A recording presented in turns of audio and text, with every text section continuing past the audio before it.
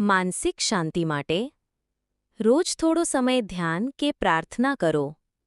ગુસ્સો, ચિંતા અને ઈર્ષ્યા જેવી નકારાત્મક લાગણીઓ પર નિયંત્રણ શીખો.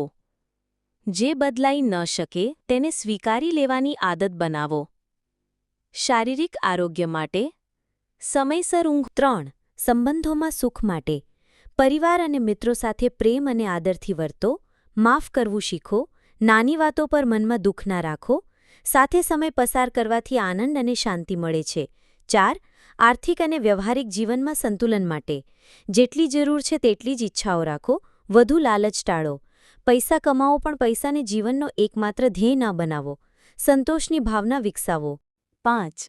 આત્મિક વિકાસ માટે સારા પુસ્તકો વાંચો અને પ્રેરણાદાયી વિચારો અપનાવો. પરોપકાર કરો. બીજાને મદદ કરવાથી આંતરિક આનંદ મળે છે. ભગવાન પર વિશ્વાસ રાખો, ભલે તમે કંઈ પણ ધર્મ માનો. સારાંશ: જિંદગીમાં સુખ અને શાંતિ મેળવવી હોય તો સંતોષ, પ્રેમ, માફી અને કૃતજ્ઞતા ગ્રેટિટ્યૂડ જીવનનો ભાગ બનાવવો જરૂરી છે.